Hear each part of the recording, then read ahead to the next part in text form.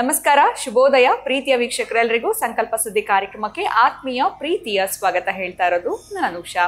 First time channel ವೀಕ್ಷಿಸ್ತಿದ್ದೀರಾ ಅಂತಂದ್ರೆ ಇಲ್ಲಿ ನಮ್ಮ ಚಾನಲ್ನ ಸಬ್ಸ್ಕ್ರೈಬ್ ಮಾಡಿ, ನಮ್ಮ ವಿಡಿಯೋಸ್ನ ಲೈಕ್ ಮಾಡಿ. ಮನುಷ್ಯ ಅಂದಮೇಲೆ ಹಲವಾರು ರೀತಿಯಾಗಿರುವಂತಹ ಸಮಸ್ಯೆಗಳು, ತೊಂದರೆಗಳು, ಕಷ್ಟಗಳಿಗೆ ಒಳಗಾಗಿರ್ತಾರೆ. ನಿಮ್ಮ ಯಾವುದೇ ರೀತಿಯಾಗಿರುವಂತಹ ಸಮಸ್ಯೆಗಳು, ಕಷ್ಟಗಳು, ತೊಂದರೆಗಳಿದ್ದಲ್ಲಿ ಖಂಡಿತವಾಗ್ಲೂ ಚಿಂತೆ ಮಾಡಿಬಿಡಿ. ಇವತ್ತೇ ಈಗಲೇ ನೀವು ಅಕ್ಷಯ ವೃಕ್ಷವನ್ನ ಬರ್ಮಾಡ್ಕೊಳ್ಳೋದ್ರಿಂದ ಈ ಎಲ್ಲ ಒಂದು ತೊಂದರೆಗಳಿಂದ ಕೂಡ ನೀವು ಆದಷ್ಟು ಬೇಗ ಹೊರಗಡೆ ಬರ್ತೀರಾ. ಸಾಕಷ್ಟು ಜನ ಅಕ್ಷಯ ವೃಕ್ಷವನ್ನ ಬರ್ಮಾಡ್ಕೊಂಡ್ಮೇಲೆ ಅವರ ಜೀವನದಲ್ಲಿ ಒಳ್ತನ್ನ ಕಾಣ್ತಾ ಇದ್ದಾರೆ. ಇದ್ರ ಬಗ್ಗೆ ನಿಮ್ಗೆ ಹೆಚ್ಚಿನ ಮಾಹಿತಿ ಬೇಕು ಅಂತಂದ್ರೆ ಸಂಖ್ಯೆಗಳು ಕೂಡ ಸ್ಕ್ರೀನ್ ಮೇಲೆ ಬರ್ತಾ ಇದೆ. ಈ ಒಂದು ನಂಬರ್ಸ್ಗೆ ನೀವು ಕಾಲ್ ಮಾಡಿ ಹೆಚ್ಚಿನ ಮಾಹಿತಿಯನ್ನ ಪಡ್ಕೊಳ್ಬಹುದು. ಇನ್ನು ಪ್ರತಿ ಒಂದು ವಿಡಿಯೋಸ್ ಅಲ್ಲಿ ಕೂಡ ನಮಗೆ ವೇದ, ಶಾಸ್ತ್ರ, ಪುರಾಣ, ಜ್ಯೋತಿಷ್ಯ, ವಾಸ್ತು ಯಾವುದೇ ರೀತಿಯಾಗಿರುವಂತಹ ಸಮಸ್ಯೆಗಳಿದ್ದಲ್ಲಿ ಸರಳವಾಗಿ ನಾವು ಹೇಗೆ ಪರಿಹಾರಗಳನ್ನ ಮಾಡ್ಕೊಳ್ಬಹುದು, ತಂತ್ರ, ಯಂತ್ರ, ಮಂತ್ರದ ಮುಖಾಂತರ ಅಂತ ತಿಳಿಸ್ಕೊಡುವಂತಹ ಸ್ಪಿರಿಚುವಲ್ ಗುರು ಡಾಕ್ಟರ್ ವಿಷ್ಣುದತ್ತ ಗುರುಜಿ ಅವರಿದ್ದಾರೆ. ಬನ್ನಿ ಗುರುಗಳನ್ನ ಇವತ್ತಿನ ಕಾರ್ಯಕ್ರಮಕ್ಕೆ ನಾವು ಬರ್ಮಾಡ್ಕೊಳ್ಳೋಣ. ನಮಸ್ತೆ ಗುರುಗಳೇ, ಕಾರ್ಯಕ್ರಮಕ್ಕೆ ಆತ್ಮೀಯ ಸ್ವಾಗತ. ಒಂದ್ ರೀತಿ ಲೈಫ್ ಹೇಗಾಗ್ಬಿಟ್ಟಿದೆ ಅಂತಂದ್ರೆ ಅವ್ರವ್ರದೇ ಆಗಿರುವಂತ ಒತ್ತಡ, ಅವ್ರವ್ರ ಏಜ್ ಅಲ್ಲಿ ನಾವು ನೋಡ್ತಾ ಇದೀವಿ ಅಂತ ಹೇಳ್ಬೋದು. ಸ್ಟ್ರೆಸ್ಫುಲ್ ಲೈಫ್ ಅಂತಾನೆ ಹೇಳ್ಬೋದು. ಈ ಸ್ಟ್ರೆಸ್ ಜಾಸ್ತಿ ಆದಾಗ ಒಂದ್ ರೀತಿ ಆರೋಗ್ಯದ ಸಮಸ್ಯೆ ಬರುತ್ತೆ, ಮೈಂಡ್ ಡಿಸ್ಟರ್ಬ್ ಆಗುತ್ತೆ, ಏಕಾಗ್ರತೆ ಅನ್ನೋದನ್ನ ಕಳ್ಕೊಳ್ತೀವಿ, ಯಾವುದೇ ವಿಚಾರದಲ್ಲಿ ಆಸಕ್ತಿಗಳಿರೋದಿಲ್ಲ. ಇದರಿಂದ ಹೊರಗಡೆ ಬರೋದಕ್ಕೆ ಹಲವಾರು ರೀತಿ ಪ್ರಯತ್ನಗಳು ಪಟ್ಟಿರ್ತೀವಿ, ಯಾವುದು ಸಕ್ಸಸ್ ಆಗಿರೋದಿಲ್ಲ. ಯಾರೋ ಧ್ಯಾನ ಮಾಡಿ ಅಂದಿರ್ತಾರೆ, ಅಥವಾ ಸುಮ್ಮನೆ ಇದ್ಬಿಡಿ, ಮಾತಾಡ್ಬೇಡಿ, ಟೆನ್ಷನ್ ಅಲ್ಲಿ ಇದ್ದಾಗ ಈ ತರ ಎಲ್ಲ ನಮ್ಗೆ ರೆಮಿಡೀಸ್ ಕೊಟ್ಟಿರ್ತಾರೆ. ಬಟ್ ಯಾವುದು ವರ್ಕೌಟ್ ಆಗ್ತಿರೋದಿಲ್ಲ. ಈ ಸ್ಟ್ರೆಸ್ ಇಂದ ಹೊರಗಡೆ ಬರಬೇಕು, ಒತ್ತಡದಿಂದ ಹೊರಗಡೆ ಬರಬೇಕು. ಅಟ್ಲೀಸ್ಟ್ ನಮಗೆ ಕಳ್ಕೊಂಡಿರೋಂಥ ಕಾನ್ಸಂಟ್ರೇಷನ್, ಒಂದು ಕೆಲಸದಲ್ಲಿ ಕಾನ್ಸಂಟ್ರೇಷನ್ ಬರೋ ಹಾಗೆ ಮಾಡಬೇಕು ಅಂತಂದ್ರೆ ಏನ್ ಪರಿಹಾರ ಮಾಡ್ಕೊಳ್ಬಹುದು ಗುರುಗಳೇ? ಏನ್ ಮಾಡ್ಬೇಕು? ತುಂಬಾ ವ್ಯಕ್ತಿಗಳು ಈ ರೀತಿ ಸ್ಟ್ರೆಸ್ ಅಲ್ಲಿ ಒಳಗಾಗಿದ್ದಾರೆ ಅಂತಾನೆ ಹೇಳ್ಬೋದು. ಅಂತವ್ರಿಗೆ ರೆಮಿಡಿ ತಿಳಿಸ್ಕೊಡಿ ಗುರುಗಳೇ. ಓಂ ವಿಶ್ವಸ್ಮೈ ನಮಃ. ಪ್ರೀತಿಯ ಬಂಧುಗಳೇ, ಇದು ಎಲ್ರಿಗೂ ಇರುತ್ತೆ ಅಮ್ಮ. ಜೀವನದಲ್ಲಿ ಇದಿಲ್ಲ ಅನ್ನೋ ವ್ಯಕ್ತಿನ ತೋರಿಸಿ ನೋಡೋಣ, ಇದ್ದೇ ಇರುತ್ತೆ. ಹಾಗೆ ಒಂದು ಭರವಸೆಯನ್ನು ಇಟ್ಟುಕೊಂಡು ಹೆಜ್ಜೆ ಹಿಡಿತಾ ಮುಂದಕ್ಕೆ ಹೋಗ್ಬೇಕು. ಅದರ ಕೆಲವೊಂದು ಬಾರಿ ಸ್ಟ್ರೆಸ್ ಜೊತೆಗೆ ಓವರ್ ಸ್ಟ್ರೆಸ್, ತುಂಬ ಅತ್ಯಂತ ಅಧಿಕವಾಗಿರೋ ಒತ್ತಡ, ಅದರ ಜೊತೆಗೆ ಏಕಾಗ್ರತೆ ಇಲ್ಲದೆ ಇರುವಂಥದ್ದು. ಅದೇ ಒಂದಕ್ಕೆ ನಾವು ರೆಡಿ ಆಗಿರಬೇಕು. ನನ್ನ ಜೀವನದಲ್ಲಿ ಇನ್ನೊಬ್ಬರಿಗೆ ನಾನು ತೊಂದರೆ ಕೊಡೋದು ಇಲ್ಲ, ಆದರೂ ನನ್ನ ಮೇಲೆ ಅಪವಾದಗಳು ಬರ್ತಾ ಇದೆ, ಅಪನಿಂದನೆಗಳು ಬರ್ತಾ ಇದೆ, ಇಡೀ ವಿಶ್ವವೇ ನಿಮ್ಮ ಮೇಲೆ ತಿರುಗಿ ಬಿದ್ದರೂ ಕೂಡ ನೀವು ಸ್ವಲ್ಪ ಗಮನಿಸ್ಬೇಕಿರಲಿ. ನೀವು ಕರೆಕ್ಟ್ ಆಗಿದ್ದೀರ ಅಂತಂದ್ರೆ ಸತ್ಯವೇ ಗೆಲ್ಲುತ್ತೆ. ಇರೋದು ನೀವೊಬ್ಬರೇ. 140 ಕೋಟಿನಲ್ಲಿ ಒಂದು ಲೆಕ್ಕ ಮಾಡ್ಕೊಳ್ಳೋಣ. 140 ಕೋಟಿನಲ್ಲಿ 139 ಕೋಟಿ 99,99,000 ಜನ, 99 ಜನ ನಿಮ್ಮ ಮೇಲೆ ಎರಗಿದ್ರು. ನೀವೊಬ್ಬರೇ ವಿಶ್ವಾಸದಿಂದ, ಪ್ರೀತಿಯಿಂದ ನಾನು ಇದನ್ನು ಎದುರಿಸ್ತೇನೆ ಅನ್ನೋ ಮನೋಸ್ಥೈರ್ಯವನ್ನ, ಒಂದು ಉತ್ಕೃಷ್ಟ ಭಾವನೆಯನ್ನ ಹೊರಹೊಮ್ಮಬೇಕು. ಬಹಳ ಪ್ರಮುಖವಾಗಿರೋ ಘಟ್ಟ ಇದು. ಅರೆ ನನ್ನಿಂದ ಏನಾಗುತ್ತೆ, ಏನೂ ಆಗಲ್ಲ ಅನ್ನೋ ಭೀತಿಗೆ ಒಳಗಾದ್ರೆ ನಯಾ ಪೈಸೆ ಪ್ರಯೋಜನ ಬರೋದಿಲ್ಲ. ಒಟ್ಟಾರೆ ಈ ಭೂಮಿಗೆ ಬಂದಿದೆಯಾ, ಯಾವುದೋ ಒಂದು ನಿನ್ನ ಅವರ್ಸಿರುತ್ತೆ. ನೀನು ಕುಳ್ಳಕ್ಕಿದೆಯೋ ಅಥವಾ ದಪ್ಪಕ್ಕಿದೆಯೋ, ಕಪ್ಪಗಿದೆಯೋ, ಇದು ಯಾವುದನ್ನು ಕೂಡ ತಲೆಗೆ ಹಾಕೋಬಾರ್ದು. ತುಂಬ ಒತ್ತಡ ಇದೆಯೋ, ನಾನು ಬಡವನೋ ಶ್ರೀಮಂತನೋ, ಇದು ಯಾವುದೂ ತಲೆಗೆ ಹಾಕೋಬಾರ್ದು. ಒಟ್ಟಾರೆ ನಿನ್ನ ಹಾದಿನಲ್ಲಿ ನೀನು ನಡೀತಾ ಇದ್ರೆ ಅದಕ್ಕೆ ಕಾಲವೇ ಅದ್ಭುತವಾಗಿರೋ ಉತ್ತರವನ್ನ ಕೊಡುತ್ತೆ. ಬಹುಶಃ ನಿನಗೊಂದು ಗಾಯ ಆಗೋ ಮುಖಾಂತರ, ಒಂದು ಜ್ವರ ಬರೋ ಮುಖಾಂತರ, ನಿನಗೆ ಯಾವುದೋ ಒಂದು ವ್ಯಾಧಿ ನಿನ್ನನ್ನು ಪೀಡಿಸೋ ಮುಖಾಂತರ ಆ ಪಾಪ ಕ್ಲಿಯರ್ ಆಗ್ತಾ ಬರುತ್ತೆ. ಇದು ಬಿಟ್ಟು ಬೇರೆ ಆಪ್ಷನ್ ಇದೆ. ವ್ಯಾಧಿ ಬಂದಾಗ ನಾವು ಡಾಕ್ಟರ್ ಹತ್ರ ಹೋದಾಗ ಬೇಗ ಶಮನ ಮಾಡ್ಕೊಳ್ಳೋದು ಆಪ್ಷನ್ ಕೊಡುತ್ತಾನೆ. ಆದರೆ ನಾವು ಹೇಗೆ ಈ ಪೂರ್ಣ ಮುದ್ರೆ ಅಂತ ಒಂದು ಬರುತ್ತೆ, ಅದನ್ನು ನಿಮಗೆ ನಾನು ಯಾಕೆ ತಿಳಿಸ್ಕೊಳ್ತೇನೆ ಅಂದರೆ ಏಕಾಗ್ರತೆ ಮೊದಲು ಬೇಕು. ಈಗ ನಾನು ಇಷ್ಟೆಲ್ಲ ಹೇಳಿದ್ರು ಹೇಳೋದು ಕರೆಕ್ಟಾಗಿ ಇರುತ್ತೆ ಗುರುಗಳೇ, ಆ ನೋವು ಅನುಭವಿಸಾಗ ಅರ್ಥ ಆಗತ್ತೆ. ನೀವು ಹೇಳ್ಬಿಡ್ತೀರಲ್ಲ ಕೂತ್ಕೊಂಡು, ಅನುಭವಿಸೋದಿದೆಯಲ್ಲ ಅದು ಕತೆ. ಬಹುಶಃ ನಾನು ಇದೆಲ್ಲವನ್ನೂ ಕೂಡ ಈಗ ನೀವೇನು ಅಂದ್ಕೊಂಡಾಡ್ತೀರೋ, ಬಹುಶಃ ಪರಕಾಯ ಪರಭವಿಷ್ಯವನ್ನು ಮಾಡಿ ಅದನ್ನು ಅನುಭವಿಸಿ ಬಂದೇ ನಿಮ್ಮ ಹತ್ರ ಮಾತಾಡ್ತಿರ್ತೀನಿ. ನನ್ನ ಪ್ರೀತಿಯ ಬಂಧುಗಳೇ, ಯಾರಿಗೆ ಜಾಬ್ ಇರಲ್ಲ, ನಾನೇ ಜಾಬ್ ಇಲ್ಲದೆ ಇದ್ದಾಗ ನನಗೆ ಹೇಗಿರುತ್ತೆ, ನಾನು ಬಿಸ್ನೆಸ್ ಮಾಡಿ ತುಂಬ ದೊಡ್ಡ ಮಟ್ಟದ ಲಾಸ್ ಆದಾಗ ಹೇಗಿರುತ್ತೆ, ಇದೆಲ್ಲ ಅನುಭವಿಸಿ ಬಂದೇ ನಾನು ನನ್ನ ಅನುಭವದ ಮಾತುಗಳನ್ನು ಹೇಳ್ತಿರುತ್ತೇನೆ. ಯಾವುದಕ್ಕೂ ಹೆದರಬೇಡಿ ಅನ್ನೋ ಒಂದು ಸ್ಲೋಗನ್ ಹಾಕೋಬೇಡಿ. ನನ್ನ ಜೀವನದಲ್ಲಿ ಯಾವುದಕ್ಕೂ ಹೆದರೋದಿಲ್ಲ, ಧೈರ್ಯಂ ಸರ್ವತ್ರ ಸಾಧನಂ ಅನ್ನೋದನ್ನು ಬರೆದಿಟ್ಕೊಳ್ಳಿ. ಕಾಲ ಮುಂದಕ್ಕೆ ಉತ್ತರ ಕೊಡುತ್ತೆ. ಯಾವುದಕ್ಕೂ ಕೂಡ ನೀವು ತುಂಬ ಒತ್ತಡಕ್ಕೆ ಸಿಲುಕೊಂಡ್ಬಿಡ್ತಕ್ಕಂತಹದ್ದು, ಭಯಕ್ಕೆ ಒಳಗಾಗ್ತಕ್ಕಂಥದ್ದು ಏನೂ ಮಾಡಬೇಡಿ.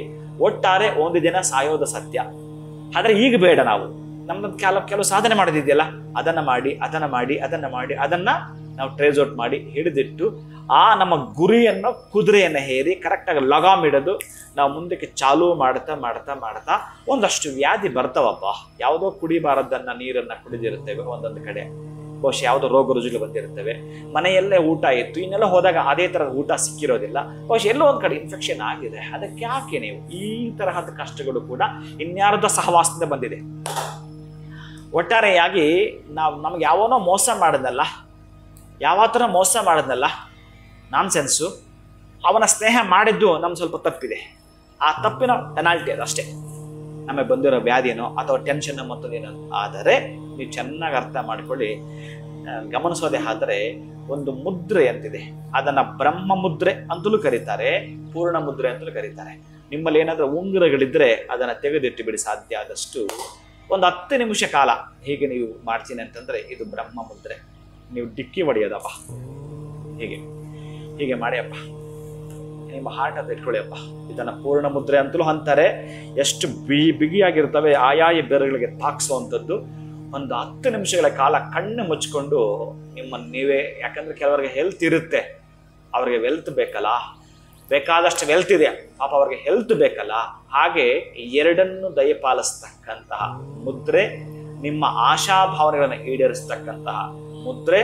ಎಲ್ಲೆಲ್ಲೋ ಯಾವುದ್ಯಾವುದೋ ನಮಗೆ ರೋಗ ರುಜಿನಗಳಿಂದ, ಒತ್ತಡಗಳಿಂದ, ಏಕಾಗ್ರತೆ ಇಲ್ಲದ್ದರಿಂದ ಅಪೂರ್ಣ ಆಗಿತ್ತಲ್ಲ, ಅದಕ್ಕೆ ಪೂರ್ಣತೆ ಕೊಡತಕ್ಕಂತಹ ಪೂರ್ಣ ಮುದ್ರೆಯು ಬ್ರಹ್ಮ ಮುದ್ರೆಯು ಇದಾಗಿರೋದ್ರಿಂದ ಈ ಮುದ್ರೆಯನ್ನು ನನ್ನ ಪ್ರೀತಿ ಬಂಧುಗಳೇ ಹೇಗೆ ತೋರಿಸ್ತೇನೆ. ಈ ಹೆಬ್ಬೆರಳನ್ನ ಒಳಗಾಕೊಳ್ಳಿ, ಮಡಚಿ ಹೀಗೆ ನಿಮ್ಮ ಹೃದಯಕ್ಕೆ ತನ್ನಿ. ಹೀಗೆ ಇಟ್ಕೊಳ್ಳಿ. ಈಗ ಸಾಧ್ರೆ ಹೀಗೂ ಇಟ್ಕೊಳ್ಳಿ. ಹೀಗೆ ಇಟ್ಕೊಳ್ಳೋದೇ ಕರೆಕ್ಟಾಗಿ ನಿಮಗೆ ಇರುತ್ತೆ, ಕೂಡ ನಿಮಗೆ ಸೇಫ್ ಆಗಿರುತ್ತೆ, ಕರೆಕ್ಟ್ ಆಗಿರುತ್ತೆ. ಈ ರೀತಿಯಾಗಿ ಒಂದು 10 ನಿಮಿಷಗಳ ಕಾಲ ಉಸಿರನ್ನು ನಿಧಾನ ಕೆಳ್ಕೊಳ್ಳೋದು, ಉಸಿರನ್ನು ಬಿಡೋದು.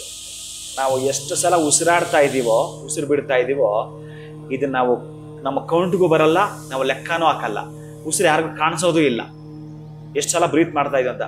ಆದರೆ ನಿಮ್ಮ ಕಷ್ಟಗಳಿದಾವಲ್ಲ, ನಿಮ್ಮ ನೋವಿದೆಯಲ್ಲ, ನಿಮ್ಮ ದುಃಖ ಇದೆಯಲ್ಲ, ನಿಮ್ದು ಯಾವುದೋ ಒಂದು ತಾಪತ್ರ ಇದೆಯಲ್ಲ, ಯಾವುದೋ ಒಂದು ಟೆನ್ಷನ್ ಇದೆಯಲ್ಲ, ಅದರ 10 ಟೈಮ್ ಇಂಪಾರ್ಟೆಂಟ್. ನಾವು ಉಸಿರು ನಿಂತೋದ್ರೆ ನಿನ್ನ ಬದುಕೆ ಮುಗೀತು.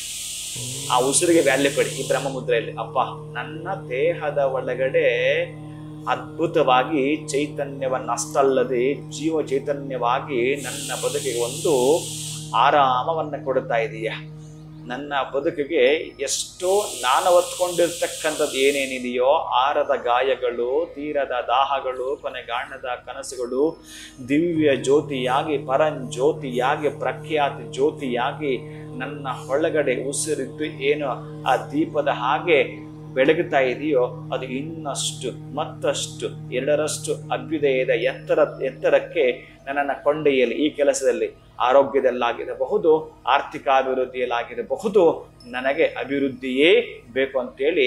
ಯಾಕಂದ್ರೆ ಬ್ರಹ್ಮ ಮುದ್ರೆ ಅಂತ ಮೊದಲೇ ಹೇಳಿರುವಾಗ, ಹೇ ಬ್ರಹ್ಮದೇವ, ನೀನು ಏನು ಬೇಕಾದ್ರೂ ಸೃಷ್ಟಿ ಮಾಡ್ತೀಯ, ನನ್ನ ಬದುಕಿನ ಒಂದಷ್ಟು ಹಣ ಸೃಷ್ಟಿ ಮಾಡಿಕೊಡು, ನನ್ನ ಬದುಕಿಗೆ ಒಂದಷ್ಟು ಆರ್ಥಿಕ ಅಭಿವೃದ್ಧಿಯನ್ನ, ಒಂದಷ್ಟು ಉದ್ಯೋಗವನ್ನ, ನಾನು ಏನೇನು ಹಂದಿಕೊಡೋದು ದಯಪಾಲಿಸು ಅಂತ ಹೇಳಿ ಬ್ರಹ್ಮನನ್ನ ಮೊರೆ ಹೋದರೂ ಕೂಡ ಆ ಬ್ರಹ್ಮದೇವ ಕರುಣಿಸಿಬಿಡುತ್ತಾನಂತೆ. ನಿಮಗೆ ಬೇಕಾಗಿರೋದನ್ನ, ಅದು ರಾಶಿಗಟ್ಟಲೆ, ಆರೋಗ್ಯ ಬೇಕೋ, ಆರ್ಥಿಕ ಬೇಕೋ, ನೀವು ಈ ಮುದ್ರೆಯಿಂದಲೇ ಏಕಾಗ್ರತೆಗೊಳಗಾಗ್ತೀರಿ.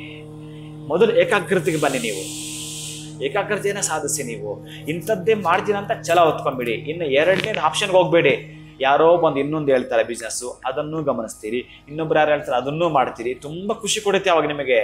ಆದರೆ ಅವನ ಮುಖಾಂತರನೇ ಬಂದಿರ್ತಾನೆ ಶನಿ ನಿನ್ನ ನಾಳು ಮಾಡೋಕ್ಕೆ. ಅದಕ್ಕೆ ನಿಂದು ಸುಬುದ್ಧಿ ಅಂತ ಇರುತ್ತಲ್ಲ, ಅದು ಸ್ವಲ್ಪ ಎಚ್ಚೆತ್ಕೊಳ್ಳುತ್ತೆ. ಇದನ್ನು ಮಾಡಿದಾಗ ಬಹುಶಃ ಒಂದು 10 ನಿಮಿಷ ದಿನ ನೀವು ಮಾಡ್ತೀರ ಅಂತಂದ್ರೆ ನಮ್ಮ ಬಳಿ ಬರೋರು ಮುಖವಾಡ ಗೊತ್ತಾಗ್ಬಿಡುತ್ತಂತೆ, ಇವ್ ನಿಂತವನಂತ ನಾವು ಅವನ ದೂರ ಇಡ್ಬೋದಂತೆ. ಬೆಳಗ್ಗೆ ಹೊತ್ತು ಮಾಡ್ಬೇಕಾದ್ರೆ ಅಥವಾ ಯಾವ ಸಮಯದಲ್ಲಿ ಮಾಡಿದ್ರೆ ಒಳ್ಳೇದು? ನಮ್ಗೆ ಫ್ರೀ ಇರುವಾಗಲೇ ಮಾಡಬಹುದಾ ಅಥವಾ ಬೆಳಗ್ಗೆ ಎದ್ದಾಗಲೇ ನಾವು ಇದನ್ನ ಅಭ್ಯಾಸ ಮಾಡ್ಬೇಕಾಗಿ? ಯೋಚನೆ ಮಾಡಿ ಕೇಳಿದೀಯ?